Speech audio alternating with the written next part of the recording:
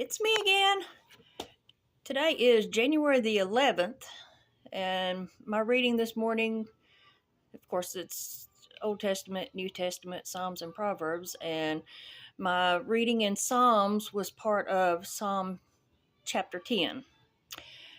And it's kind of spread it out throughout I'll finish reading it up tomorrow, but yesterday's reading and today's reading and what today is, nationally in the United States just prompted me that I need to focus on Psalm 10 this morning.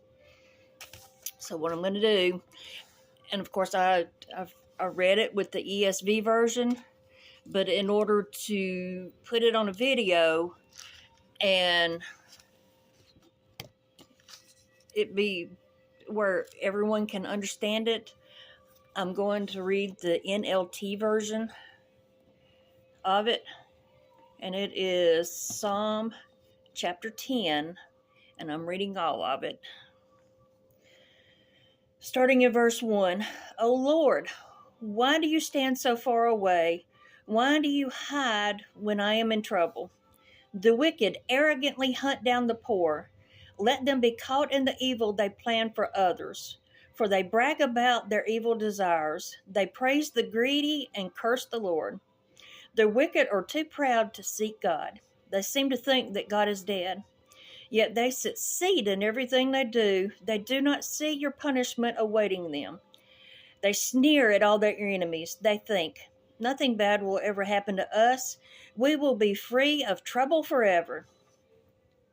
Their mouths are full of cursing, lies, and threats.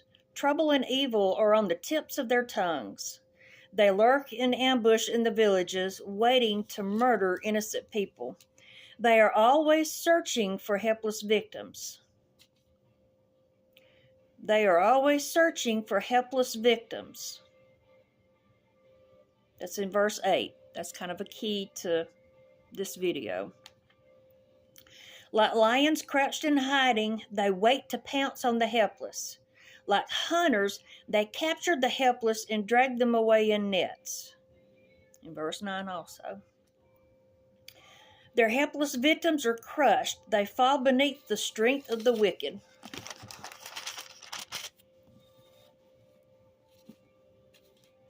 The wicked think, God isn't watching us. He has closed his eyes and won't even see what we do. Arise, O Lord. Punish the wicked, O God. Do not ignore the helpless. Why do the wicked get away with despising God? They think, God will never call us to account. But you see the trouble and grief they cause. You take note of it and punish them. The helpless put their trust in you. You defend the orphans. Break the arms of these wicked, evil people. Go after them until the last one is destroyed. The Lord is king forever and ever. The godless nations will vanish from the land. Lord, you know the hopes of the helpless. Surely you will hear their cries and comfort them. You will bring justice to the orphans and the oppressed, so mere people can no longer terrify them. Today is Human Trafficking Awareness Day, January the 11th. And I have a cat here in the middle of me, in front of me in my lap. So imagine that. He can sense. January 11th, National Trafficking Awareness Day. This is something that I was not aware of until 2019.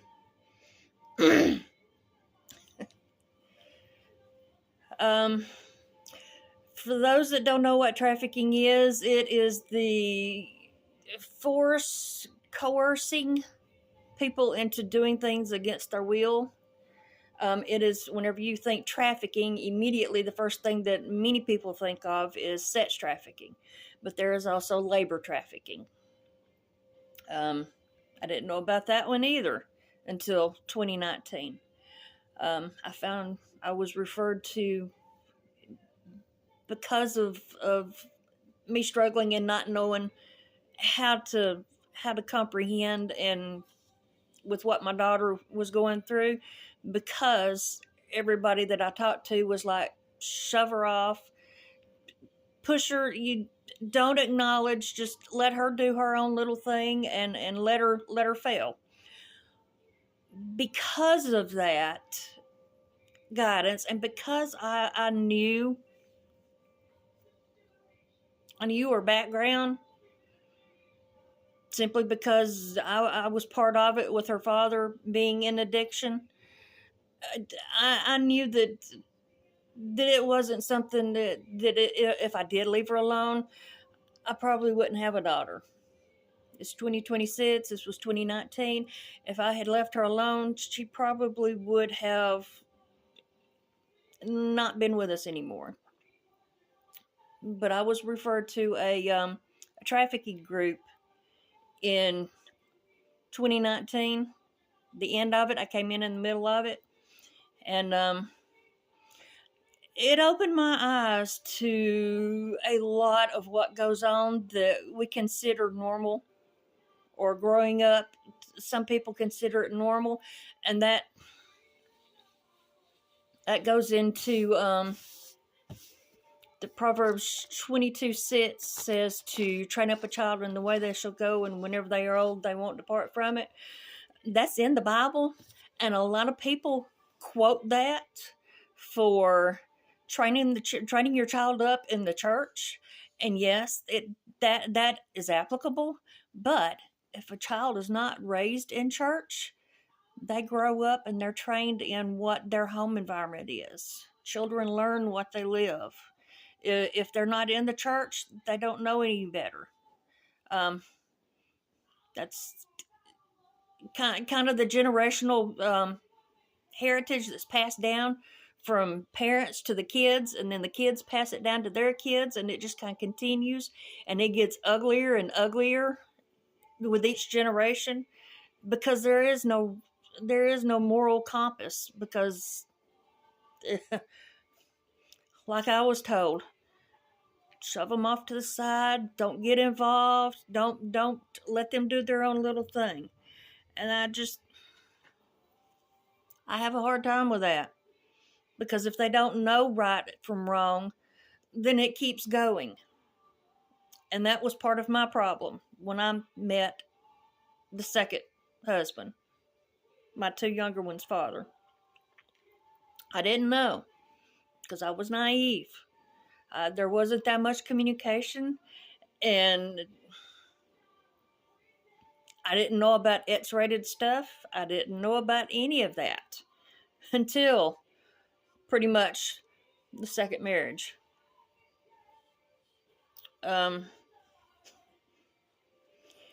There were warning signs, there were flags before the marriage that I'm questioning now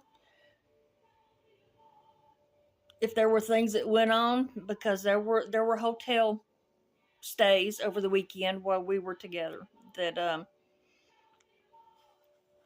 a picture was found and was shown.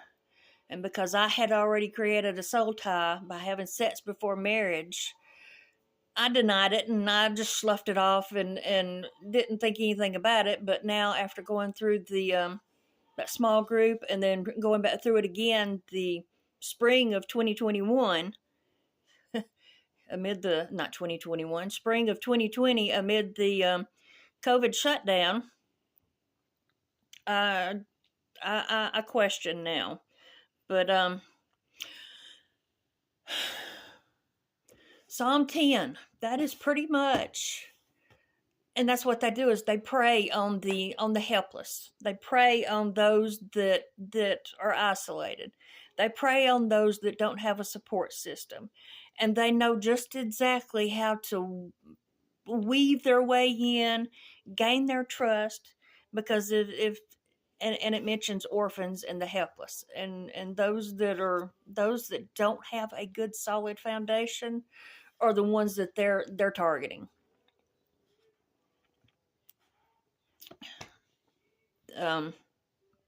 And that's also anybody that's wanting to, and it's not just a third world problem either.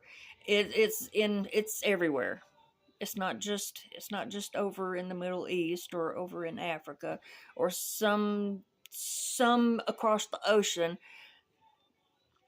It's in your county, probably in your city. I know it's in our city. I just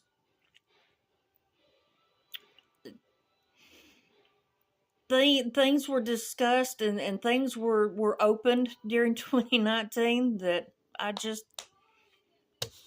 and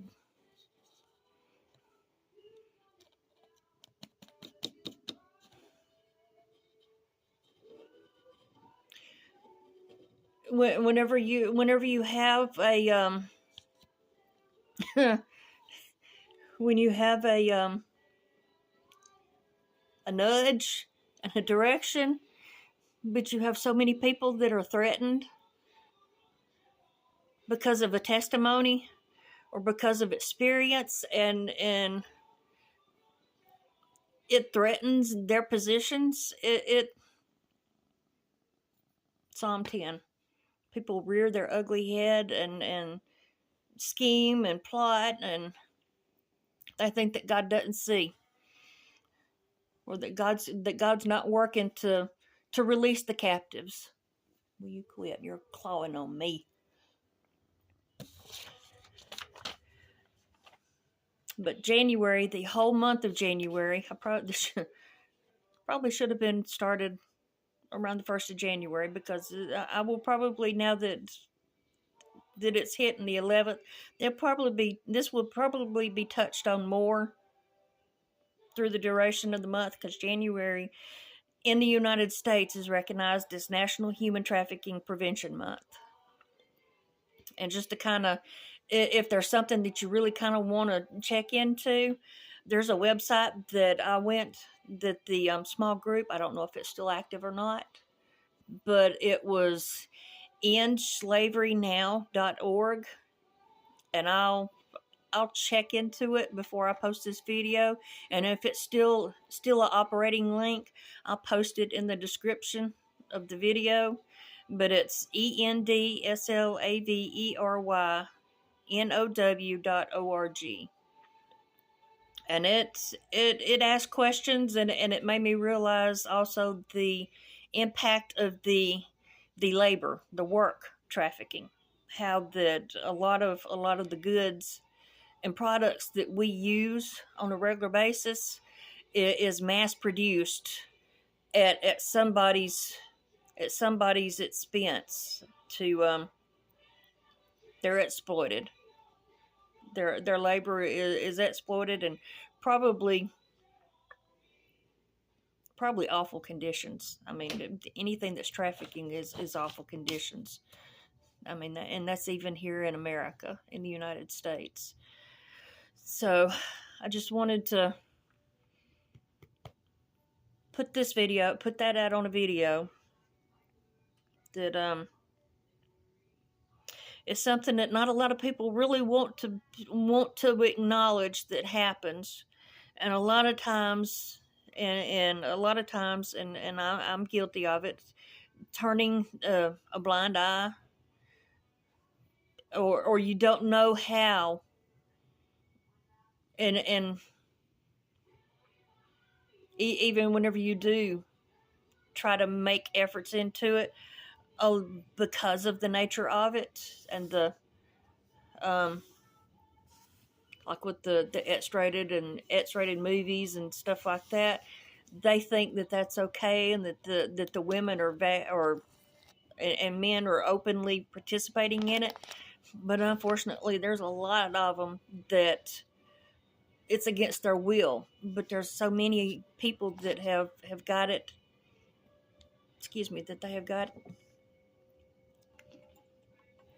That they have got it cemented in their mind that it's a line of work, and that it's something that they voluntarily choose. But it's not. It's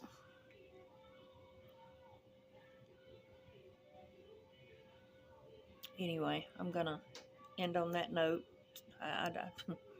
something like this, you just don't really know how to.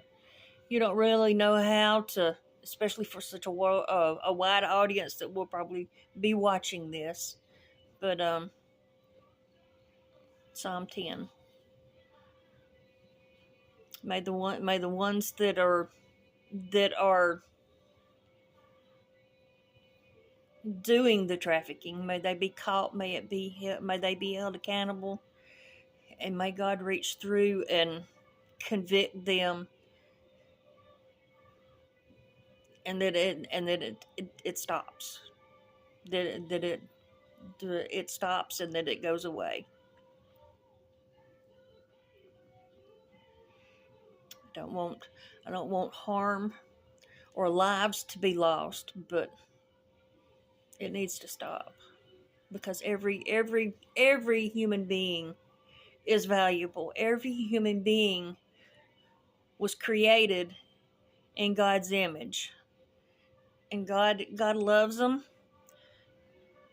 But it also breaks His heart whenever His needy ones and His helpless and those that don't have support are used, abused, and taken advantage of.